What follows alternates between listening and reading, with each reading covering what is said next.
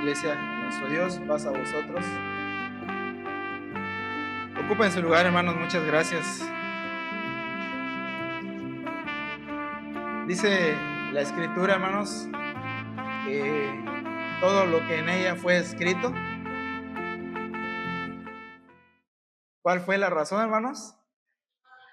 Para nuestra enseñanza fue escrito.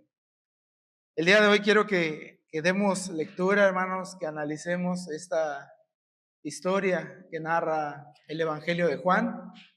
Una historia que a lo mejor hemos escuchado, a lo mejor hemos leído en alguna ocasión anterior, pero quisiera, hermanos, a manera de representación, por medio de la misma escritura, encontremos una enseñanza muy bonita y muy importante.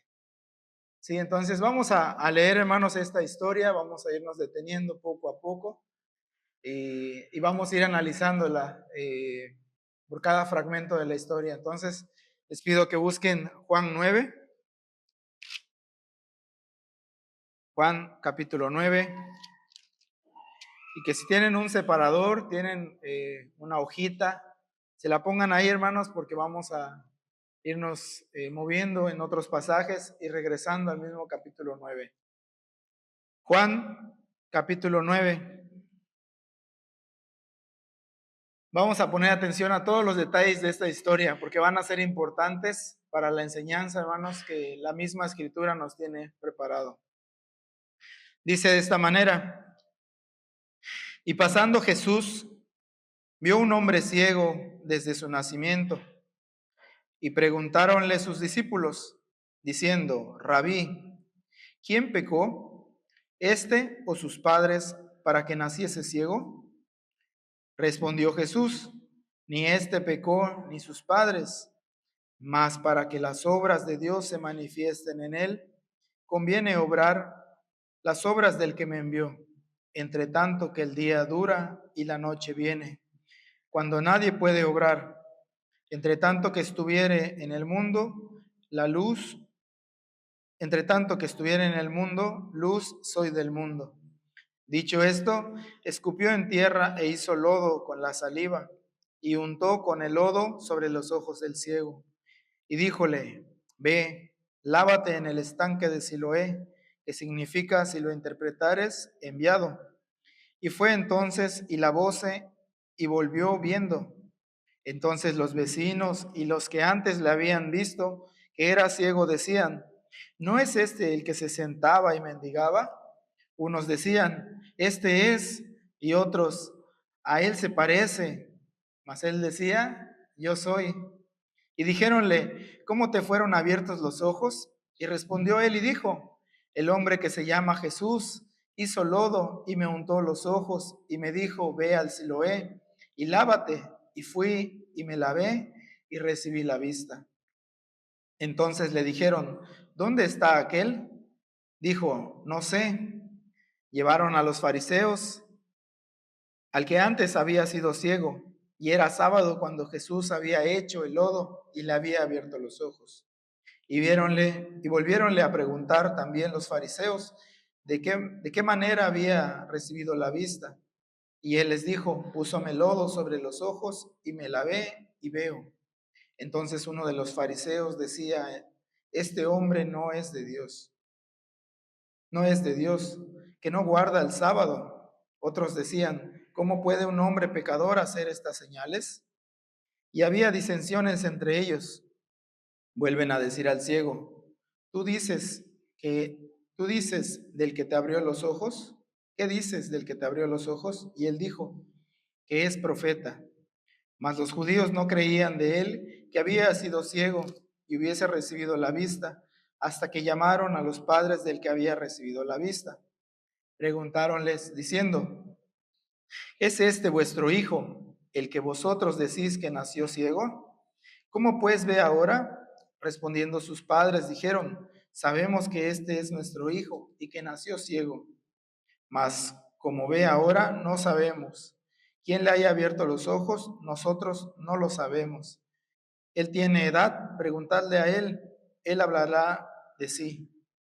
Estos dijeron sus padres, porque tenían miedo de los judíos, porque ya los judíos habían resuelto que si alguno confesara ser el Mesías, fuese fuera de la sinagoga. Por eso dijeron sus padres: edad tiene, preguntadle a él. Así que volvieron a llamar al hombre que había sido ciego y dijéronle: da gloria a Dios, nosotros sabemos que este hombre es pecador. Entonces él respondió y dijo: si es pecador, no lo sé. Una cosa sé, que habiendo yo sido ciego, ahora veo.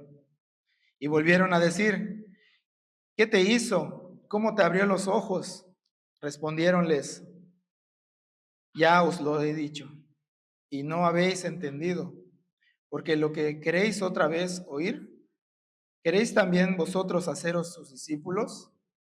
Y le ultrajaron y dijeron: tú eres su discípulo, pero nosotros discípulos de Moisés somos.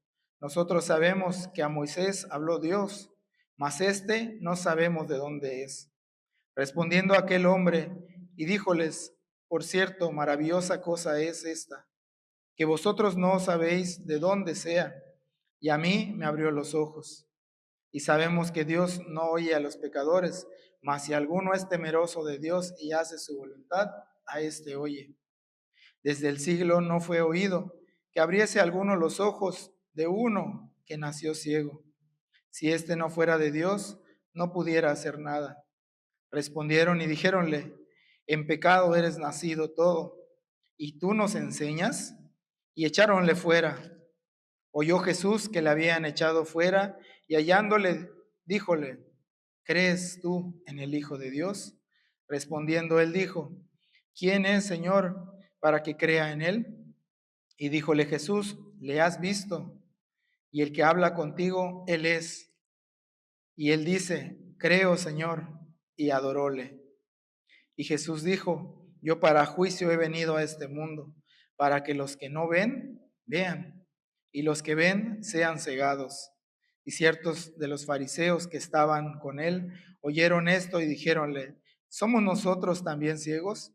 Díjole Jesús: si fuerais ciegos, no tuvierais pecado. Mas ahora, porque decís: vemos, por tanto vuestro pecado permanece. Amén, hermanos.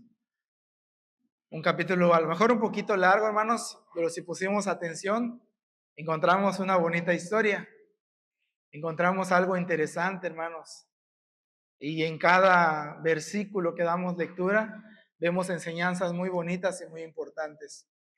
Y quisiera que veamos, hermanos, precisamente la narración de esta historia, fragmentada en algunas partes, la cual quisiera, como les dije en un principio, poner en interpretación de la misma escritura. Empieza narrando y dice que Jesús, pasando por un lugar, vio a una persona que era ciego de nacimiento. O sea, nunca había visto nada. Una persona que no sabía los colores, que no había visto el sol, que no había visto los árboles, era ciego totalmente de nacimiento. Y le dicen los discípulos cuando pasan junto con él, y es una pregunta interesante porque le dicen: maestro, ¿quién pecó entonces para que él esté así? ¿Cuál era la consideración, hermanos, que tenían los discípulos? Que ante una enfermedad anduvo en pecado. ¿Quién pecó? ¿Será que pecó él o fueron sus padres para que haya nacido así? Y el maestro responde: ni él ha pecado, ni sus padres. Y aquí es la primera parte importante que vemos, hermanos. Vamos a ir transportando estas mismas escenas a la actualidad y en nuestra vida de manera personal. ¿Cuántas veces usted no ha escuchado, o a lo mejor ha salido de sus labios, decir: esos que están afuera son pecadores? No, no, no se merecen nada, por eso están como están. Que se enfermó el vecino porque es un pecador. ¿Lo hemos escuchado? Y esas mismas palabras, ese mismo pensamiento había de los discípulos.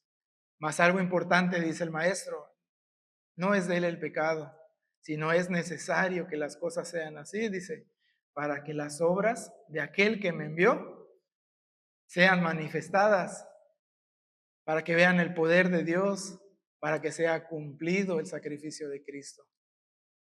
Entendemos por la palabra de Dios, hermanos, que el pecado no es transferible, que no se puede heredar el pecado.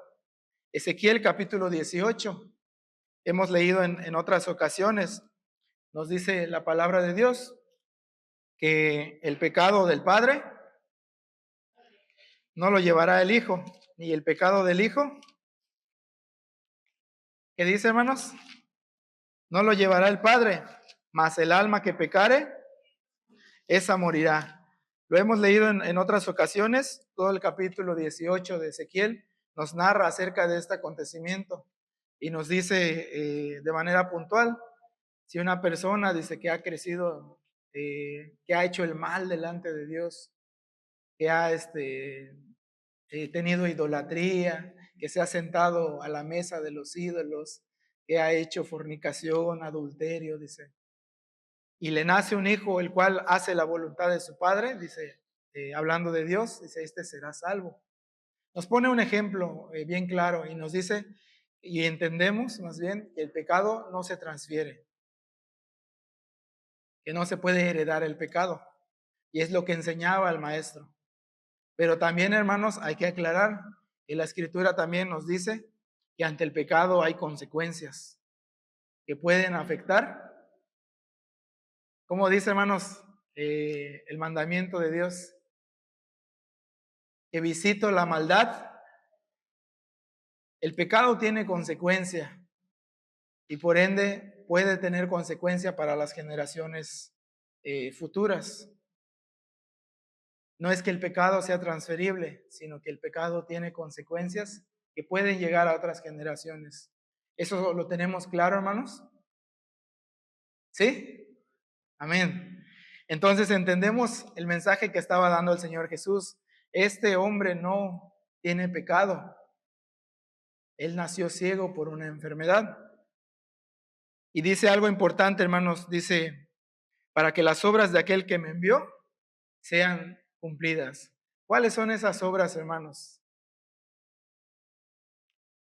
¿Cuál es la voluntad de Dios para con el mundo? ¿Cuáles son las obras que vino a manifestar el Señor Jesús? Vamos a leer ahí mismo en Juan. Nos vamos unas páginas hacia atrás en el capítulo 5. Juan capítulo 5.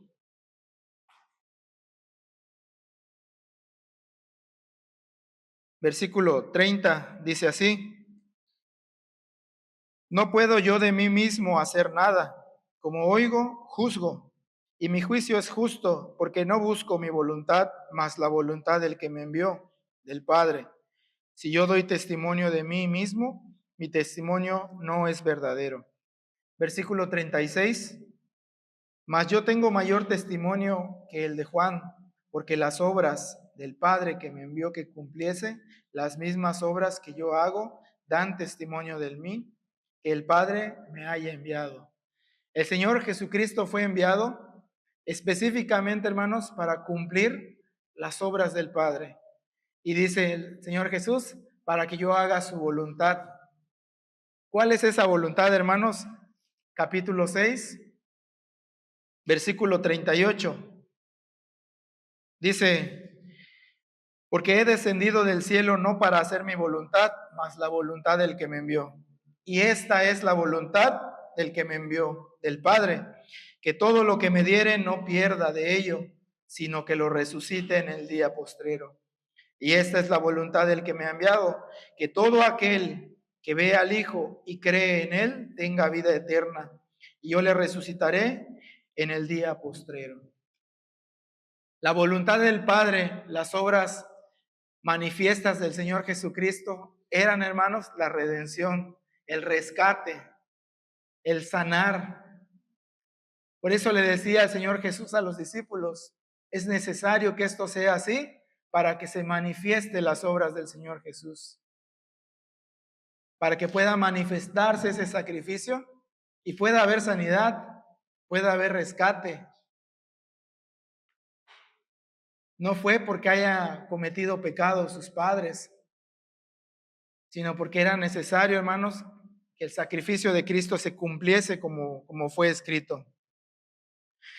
Después decía el siguiente versículo, hermanos, ahí mismo en Juan 9, dice, conviéneme obrar las obras del que me envió. Y dice algo importante, dice, entre tanto que el día dura, la noche viene cuando nadie puede obrar.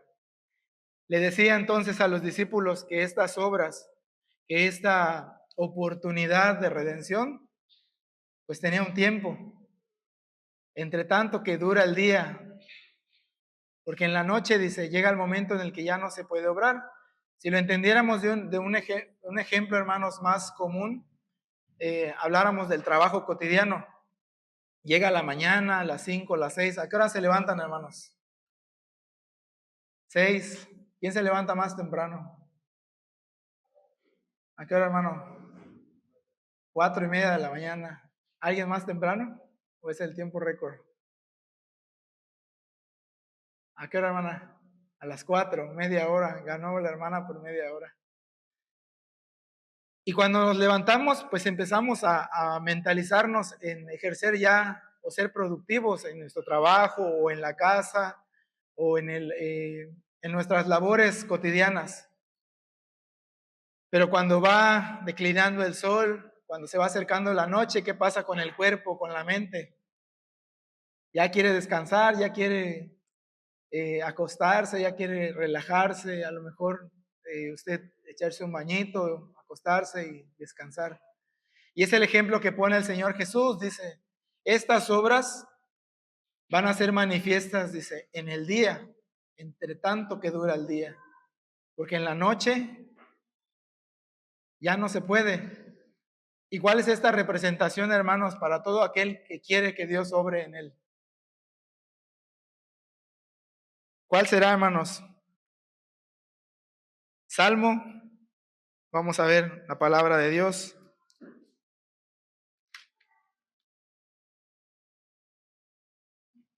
Salmo capítulo 90.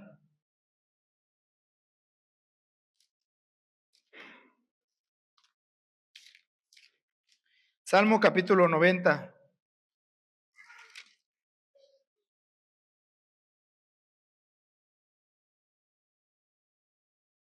Dice el verso 5. Hacedlos pasar como avenida de aguas, son como sueño, como la hierba que crece en la mañana. En la mañana florece y crece, y a la tarde es cortada y se seca. ¿Qué representación, hermanos, está dando aquí la palabra de Dios?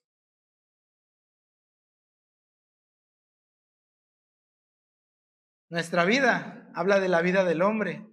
Dice que la flor, dice, es que la vida del hombre es como una flor. Durante la mañana florece, reverdece, se ve bonita, se ve preciosa esa flor. Pero cuando la tarde llega, dice, se seca, muere.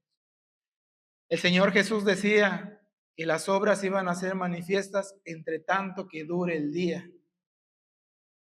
En pocas palabras, hermanos, mientras usted tenga vida, tiene oportunidad. Porque cuando llegue la noche, ya no podremos acercarnos a Cristo. Ya el sacrificio de Cristo no podrá tener efecto en nosotros. Entre tanto que dura el día, sea manifestada esas obras. Noten, hermanos, la importancia de este mensaje, de este aprendizaje, de esta historia. Es algo más profundo, hermanos, de lo que a lo mejor pasa por nuestra mente. Seguimos en Juan, capítulo 9, hermanos, regresamos ahí. Y nos sigue narrando la lectura que dimos hace rato. Dice el verso 5, entre tanto que estuviere en el mundo, luz soy del mundo. También hacía referencia, hermanos, a la luz y a la oscuridad. ¿Qué enseñanza, hermanos, nos da la palabra de Dios acerca de la luz? Dice, entre tanto que yo estuviera en el mundo, luz soy. Ahí mismo en Juan, hermanos, capítulo 11, vamos a dar una vuelta a la página. Dice el verso 9, respondió Jesús, ¿no tiene el día 12 horas? El que anduviere de día no tropieza, porque ve la luz de este mundo, mas el que anduviere de noche tropieza, porque no hay luz en él. Una enseñanza importante, hermanos, acerca del día, de la noche, de la luz, de la oscuridad. Aquel que anda en la mañana, que anda con luz, pues ve bien su camino, sabe si hay algún impedimento que le pueda permitir caminar y lo pueda esquivar. Pero aquel que anda en la oscuridad se tropieza en cada momento, dice la palabra de Dios. No podemos encontrar, hermanos, la verdad, no podemos caminar sin Cristo. Le dijo a sus discípulos, yo soy la luz.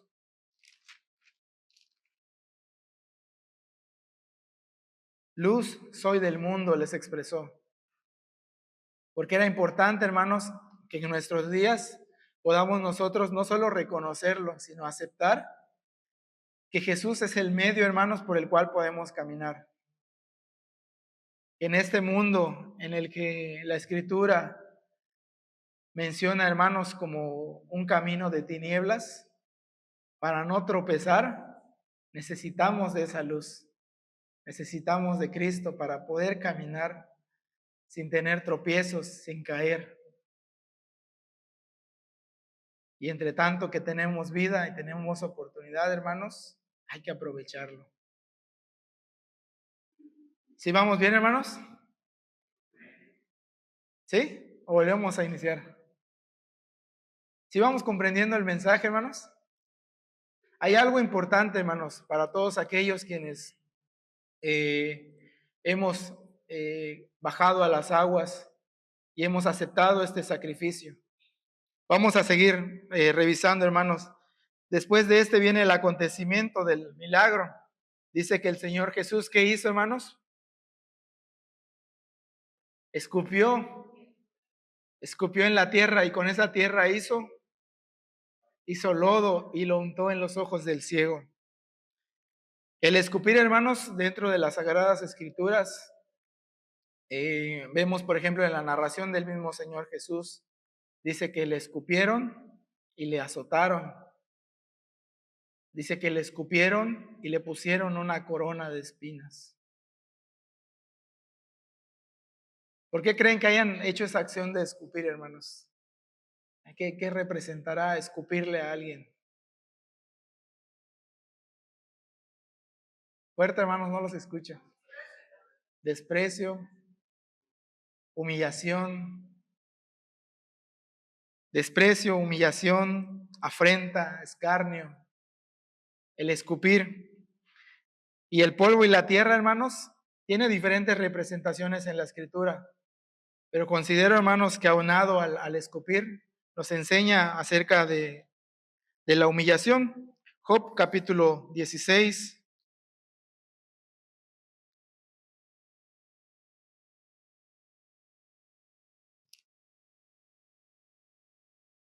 Job capítulo 16. Dice el verso 15 así, hermanos. Yo cosí saco sobre mi piel y cargué mi cabeza de polvo. Llené mi cabeza de polvo, puse sobre mi cabeza polvo. Lamentaciones, capítulo 2. Vamos a buscar el libro de Lamentaciones. Adelantito de Jeremías, detrás de Ezequiel. Lamentaciones, capítulo 2, versículo 10. Dice así: sentáronse en tierra, callaron los ancianos de la hija de Sión, echaron polvo sobre su cabeza y ciñéronse de saco. Nuevamente vemos esa acción de poner polvo sobre la cabeza, de poner tierra sobre la cabeza como una señal, como un signo o una representación de humillación. Apocalipsis capítulo 18, vamos a ver un pasaje más. Apocalipsis capítulo 18, verso 19 dice así: y echaron polvo sobre sus cabezas y dieron voces llorando y lamentando, diciendo: ay, ay de aquella gran ciudad en la cual todos los que tenían navíos en la mar se han enriquecido de sus riquezas, en una hora ha sido desolada.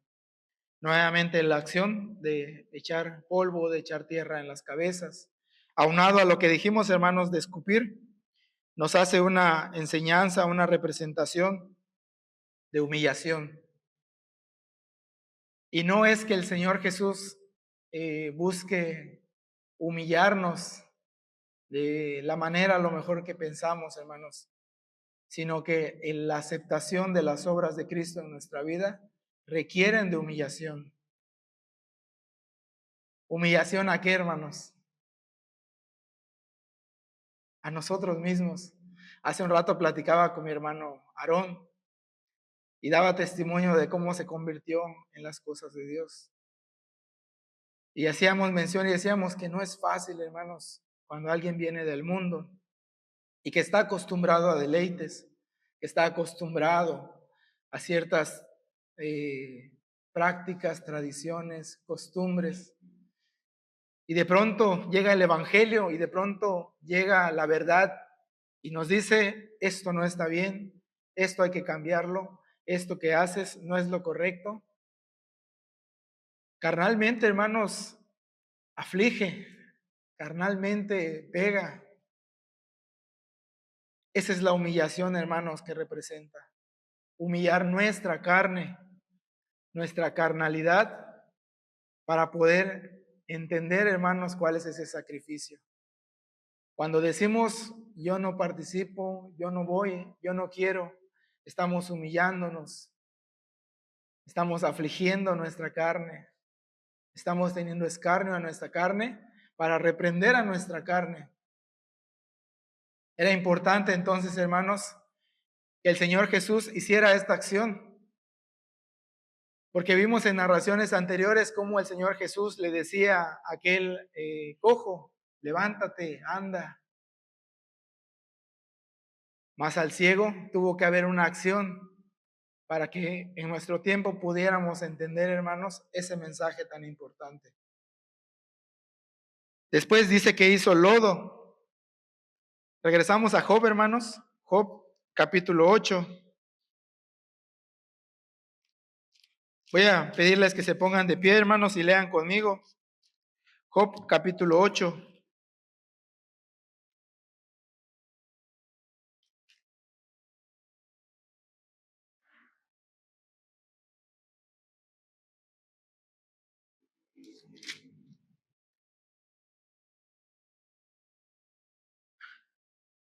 Job, capítulo 8, verso 11 al 13.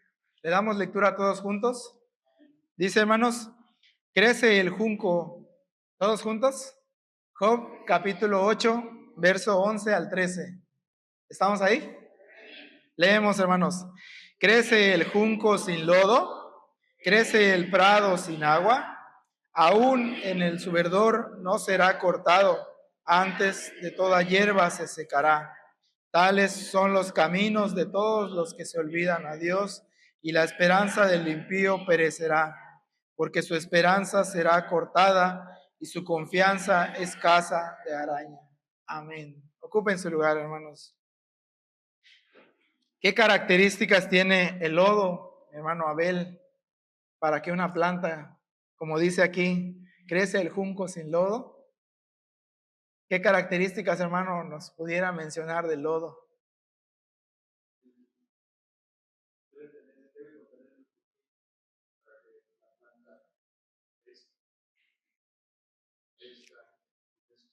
Amén. Amén. Tiene nutrientes, dice nuestro hermano, para que esa planta pueda crecer.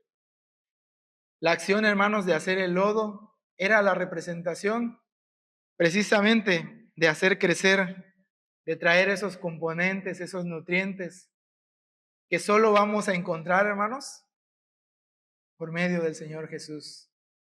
Él no agarró agua de otro lado, sino escupió y del polvo hizo el lodo.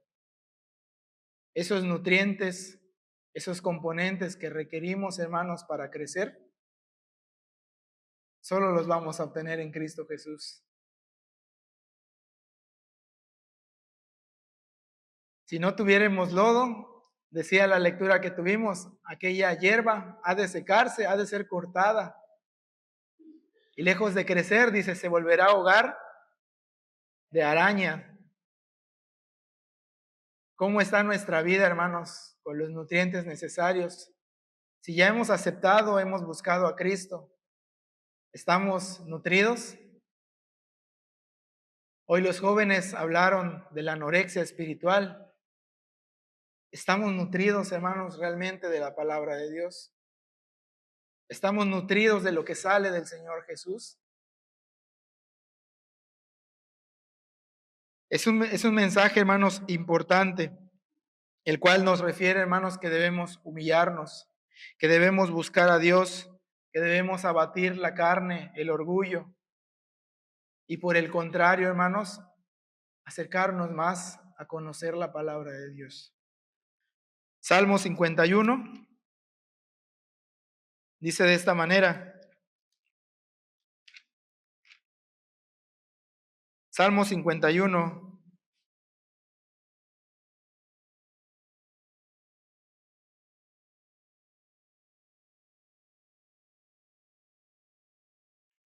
capítulo 15.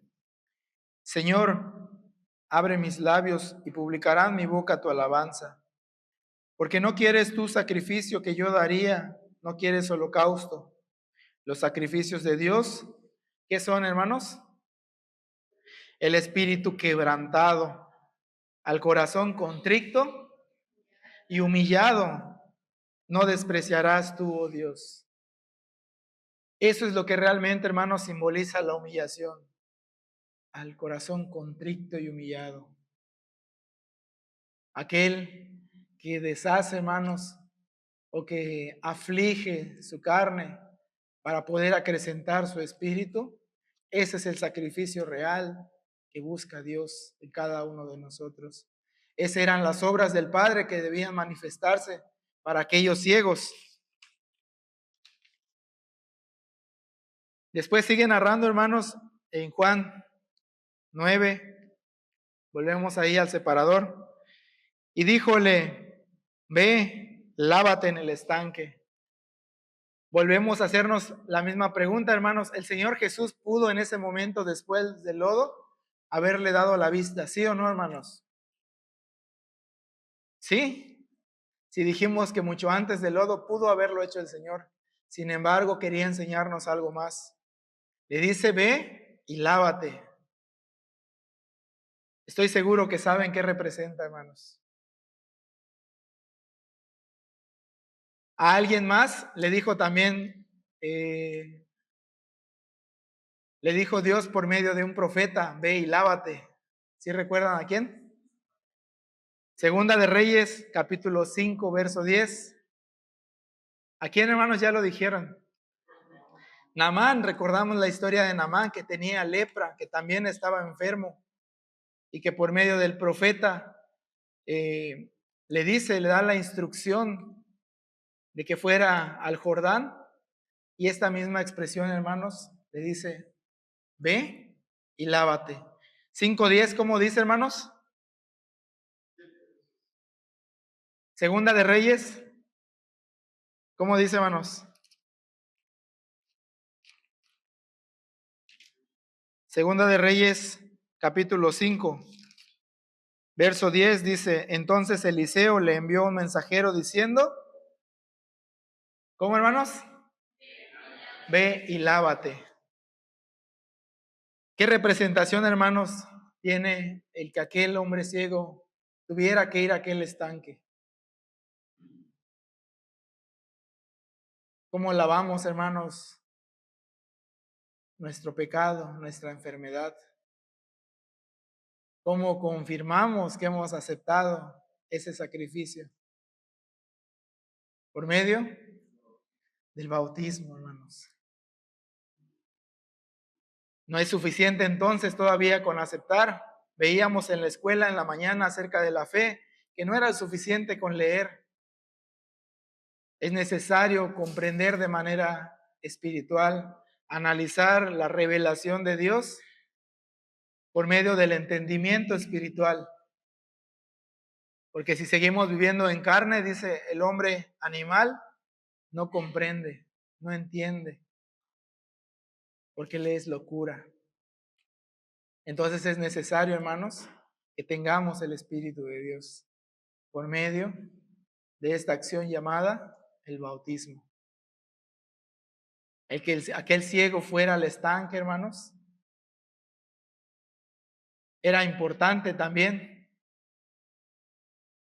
Hay una narración en el libro de Juan, hermanos, unos capítulos atrás, en el versículo 5, cuando tengan tiempo de leer. Dice que la gente sabía que había un estanque en el cual se podían curar. ¿Recuerdan cómo se llamaba, hermanos? Capítulo 5 de Juan, el estanque de Betesda. Creía la gente y decía que venía un ángel y revoloteaba el agua, y en ese momento quien se lavara de ese estanque sería sano de cualquier enfermedad. Ahí estaba aquel cojo que cuando pasó el Señor Jesús le dijo: cada que quiero entrar al estanque y que el ángel mueve el agua, otro me gana.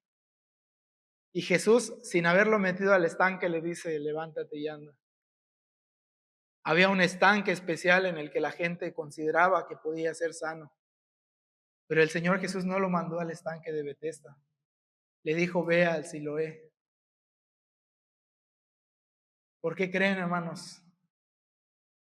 Al cojo también no lo lavó en el estanque de Betesda. Recuerden la historia de Naamán. ¿Qué dijo Naamán? Habana, Fafar, no, estos son mejores, son los ríos de Damasco. ¿Por qué hay que ir en ese Jordán? Mucha gente, hermanos, busca el bautismo en lugares donde no está el Espíritu de Dios, donde piensa y cree que por ser ostentoso, por verse bonito, por a lo mejor tener una piscina adornada con oro, adornada con los mejores piedras, ahí va a encontrar el Espíritu de Dios. Mas no, hermanos, es el lugar indicado.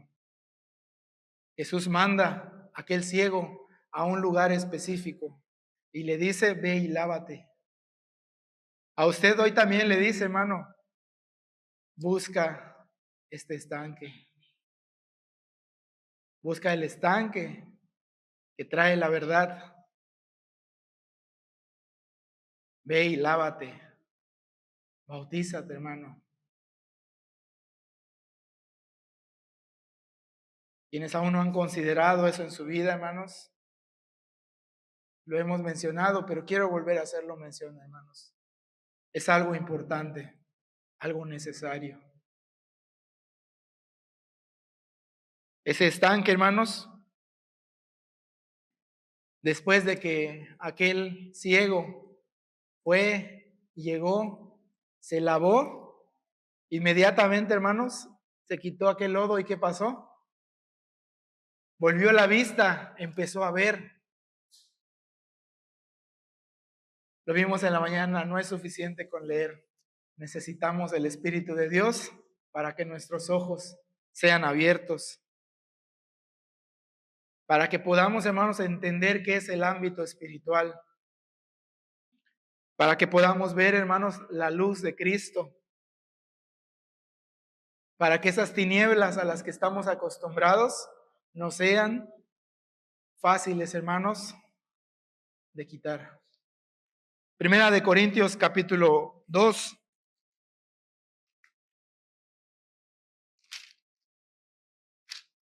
Primera de Corintios capítulo 2. Nuevamente dice este pasaje que hicimos mención, verso 14, mas el hombre animal no percibe las cosas que son del Espíritu de Dios, porque le son locura y no las puede entender, porque se han de examinar espiritualmente. Empero el espiritual juzga las cosas, mas no él es juzgado de nadie. Noten lo importante, hermanos, que trae el bautismo consigo. Aquel que percibe las cosas del Espíritu es porque se ha llegado a lo espiritual, porque ha considerado que lo espiritual es importante en su vida. Segunda de Corintios, hermanos, ahí atrásito, capítulo 4.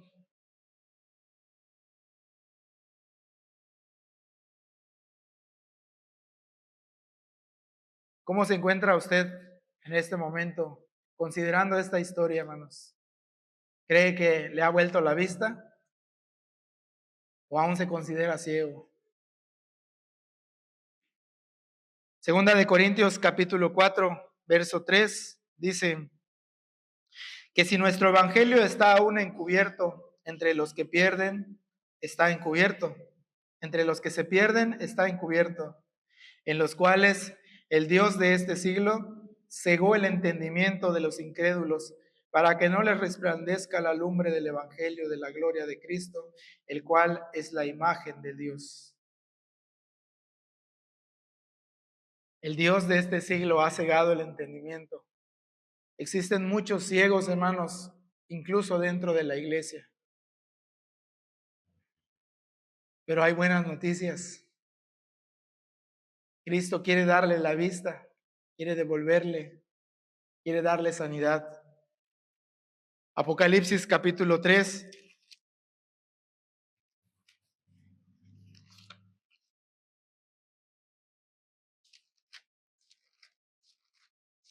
Apocalipsis capítulo 3.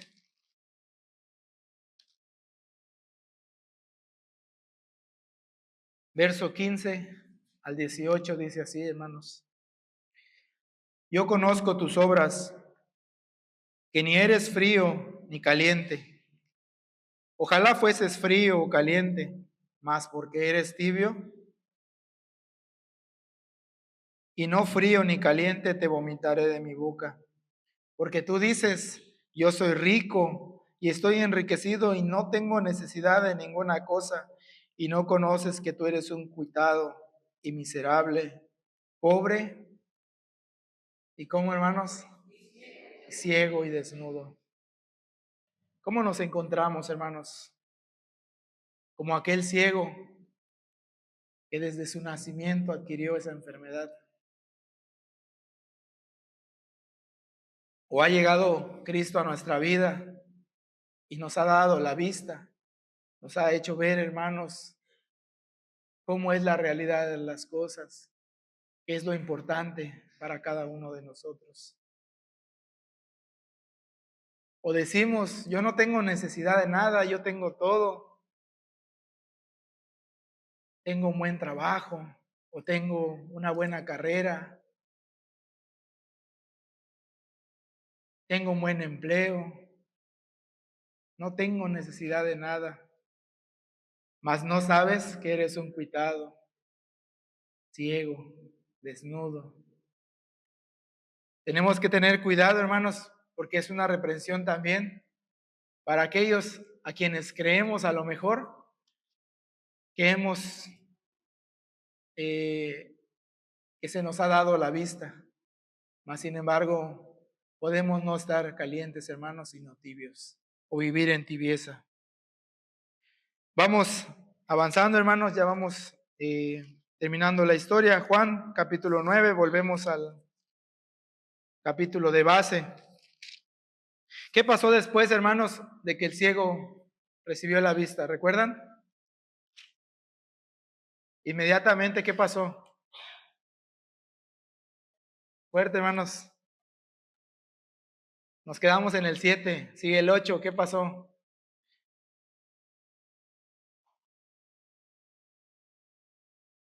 Aquellos vecinos, dice que le vieron, Dijeron, no era este el que estaba ahí, el que mendigaba y el que estaba ahí siempre parado. Empezaron a venir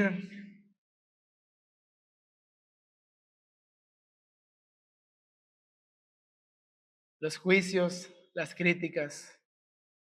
Y cierto, ¿no, hermanos? Quienes han bajado a las aguas, cuando es de vuelta a la vista, inmediatamente el vecino, la hermana, el tío, el familiar. Pero si tú eras así, no pasa, si tú siempre lo has hecho, si yo te conocí así, que si no, si supieras cómo vivía antes, inmediatamente, hermanos, empezaron a notar que hubo una diferencia, que hubo un cambio. Pero también hubo confusión, porque hubo personas que también dijeron, ¿era ciego? Y empezaron a cuestionarle. ¿Cuántas veces le cuestionaron? 3 veces cuestionaron y le preguntaron, ¿cómo te regresó la vista? Él lo explicó y aún explicándole, no le creyeron. Mandaron a hablar a sus padres para ver si era cierto. Sus padres dijeron, pues sí, era ciego, mas ahora no sabemos cómo le regresó la vista. Tenemos también, hermanos, enseñanza de parte de, de nuestro Dios en este fragmento, el cual muchas veces, hermanos, y es importante hacerlo mención, porque cuando entregamos nuestra vida a Dios, cuando buscamos realmente, hermanos, y aceptamos el mensaje de nuestro Señor Jesucristo, van a venir aunado con ello el desprecio, hermanos. No es algo que podemos negar. El mismo Señor Jesús nos lo dijo. Evangelio de Juan, capítulo 17, verso 14. Yo les he dado tu palabra y el mundo. ¿Qué hizo el mundo, hermanos? Juan capítulo 17, verso 14. Yo les he dado tu palabra y el mundo. ¿Qué hizo, hermanos? Los aborreció porque no son del mundo como tampoco yo soy del mundo. Cuando fue dado la palabra a nosotros, hermanos, inmediatamente vino el desprecio del mundo. A ese no lo inviten, a ese ni le digan, ni le hablen. Decía mi hermano Aarón, ya ni me preguntan si quiero o no quiero porque saben que no voy a ir. Empezó a venir la confusión, el desprecio. Pero es parte también, hermanos, del crecimiento espiritual, de entender que ha habido un cambio, que ha habido una transformación, que hemos salido de las tinieblas y que ahora, hermanos, vivimos en luz. Verso 39, hermanos, vamos terminando esta historia, la parte final de esta historia. ¿Qué pasó, hermanos? Después de que le preguntaron, que no creyeron que había regresado a la vista. ¿Qué pasó, hermanos? En el 34 dice que lo sacaron, lo echaron fuera. El mismo desprecio que hicimos mención. Y en el 35, ¿qué pasó, hermanos? ¿Qué pasó en el 35?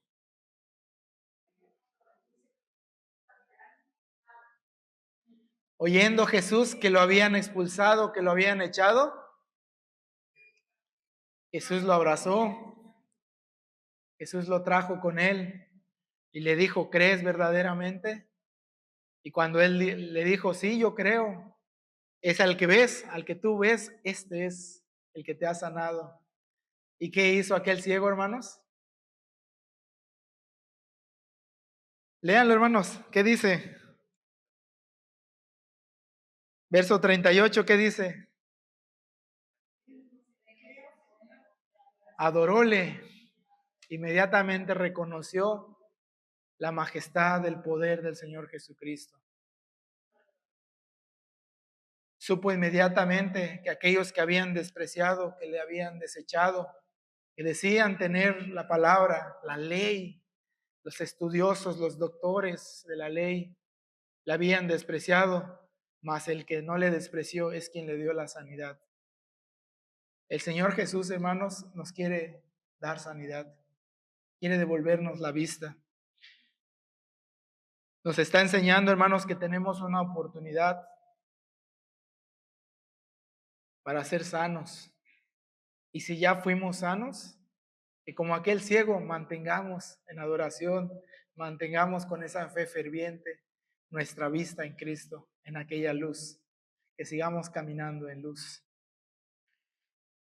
Al final, hermanos, dice el verso 39, unas palabras importantes. El Señor Jesús: yo para juicio he venido a este mundo, para que los que no ven, vean. Y los que ven, hermanos, ¿por qué dirá esa palabra, hermanos? Ya sabemos a qué se refiere, que los que no ven, sea devuelto la vista, pero aquellos que ven, sean cegados. ¿Por qué será eso, hermanos? También tiene un mensaje fuerte para nosotros.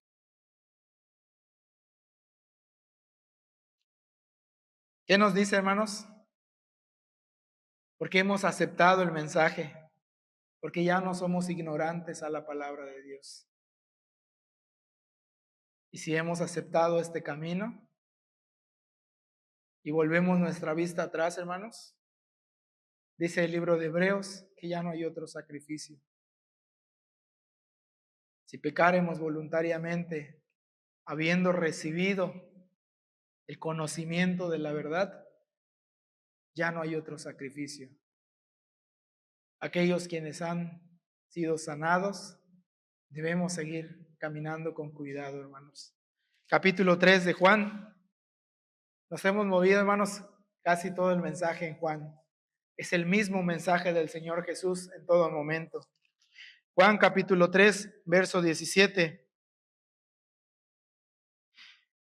Porque no envió Dios a su Hijo al mundo para que condene al mundo, mas para que el mundo sea salvo por él. Mas el que cree no es condenado, mas el que no cree ya es condenado, porque no creyó en el nombre del unigénito Hijo de Dios. Y esta es la condenación, porque la luz vino al mundo, y los hombres amaron más las tinieblas que la luz, porque sus obras eran malas. Habiendo recibido la luz, la vista, amaron las tinieblas. Se acostumbraron más a la ceguedad, a vivir en la oscuridad. Hemos salido, hermanos, de las tinieblas. Y la pregunta es nuevamente la misma. ¿Cómo estamos, hermanos? ¿Seguimos caminando en luz o estamos cegados aún de haber recibido el conocimiento? Por eso dijo el maestro: vine para dar vista a aquellos que no ven, pero también a aquellos que ya han visto sean cegados. Finalmente, hermanos, el último verso dice, el verso 40. Y cierto, los fariseos que estaban con él oyeron esto y dijéronle: ¿somos nosotros también ciegos? Y díjole Jesús: si fuereis ciegos, no tuviereis pecado, mas ahora porque decís vemos, por tanto vuestro pecado permanece. Nos reafirma lo que acabamos de decir, hermanos. Les dice el Señor: si ustedes fueren ciegos, no tuvieran pecado. Aquellos que ignoran la doctrina, hermanos, quienes no han conocido la doctrina, así como lo dijimos en el principio, a veces nos referimos y decimos: son pecadores, están mal, no han tenido la oportunidad. Lo mismo le dijo el Señor Jesús a los fariseos: si estuvieran ciegos, si no conocieran, no tuvieran pecado. Mas como ustedes dicen: yo veo, yo conozco, yo lo sé, su pecado permanece. Es fuerte la reprensión, hermanos, ¿cierto o no? Tanto para aquellos hermanos que aún viven en ceguedad, como para aquellos que han devuelto la vista. Es una reprensión muy importante. Quiero que lean conmigo, hermanos, por último, el libro de Isaías. Vamos a leer 3 pasajes, hermanos. Voy a pedirles a mis hermanos de mi lado derecho que den lectura a Isaías capítulo 9.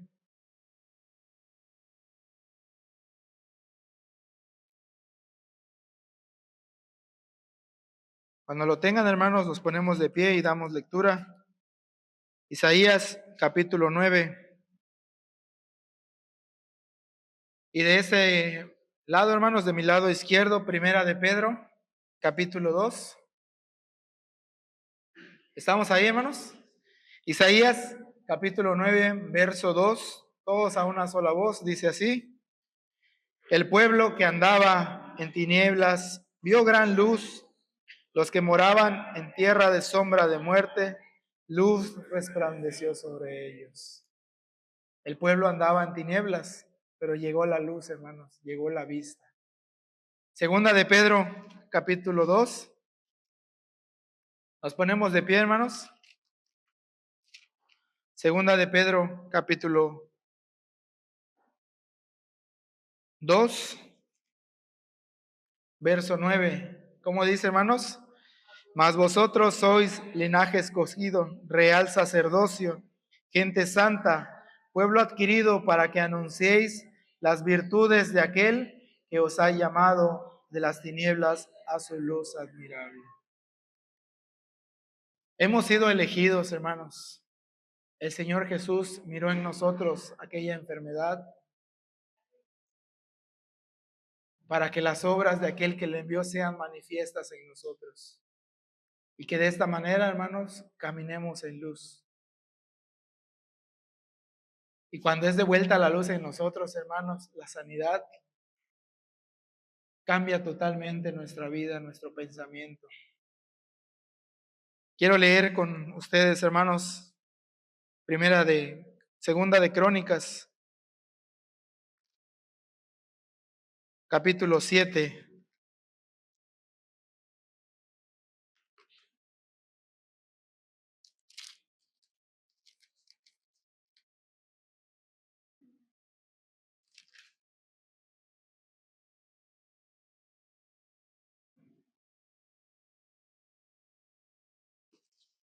Segunda de Crónicas, capítulo 7, dice así, hermanos.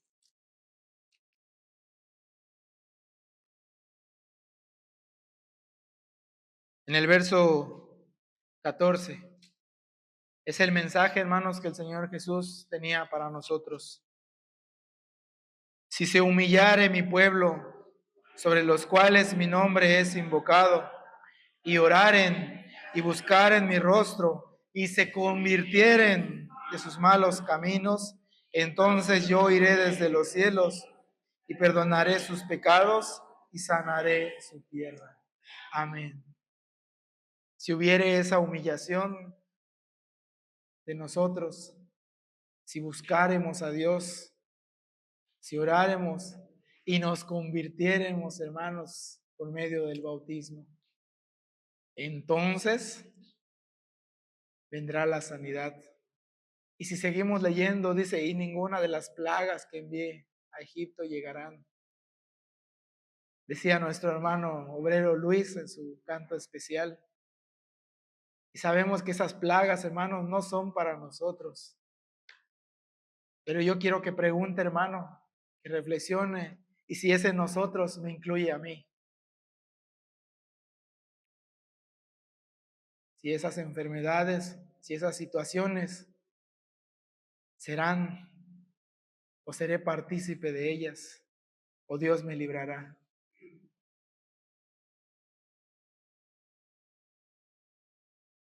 Es importante, hermanos, esta historia. Y a manera de historia, hermanos, nos está dando un mensaje importante. Dice el apóstol Pablo en el libro de Efesios, capítulo 5, verso 8. Antes erais tinieblas, mas ahora sois hechos hijos de luz. Espero, hermanos, que esta reflexión quede en su corazón, en su mente, y que piense y reflexione, hermanos, a mis hermanos jóvenes y adultos que aún no han bajado a las aguas. Vean la importancia, hermanos, de esta acción. Y quienes lo han hecho, hermanos, también vean la importancia, hermanos, de seguir caminando en luz, de no seguir en la oscuridad y no volver a esa ceguera espiritual, hermanos. Que Dios los bendiga, hermanos. Paz a vosotros.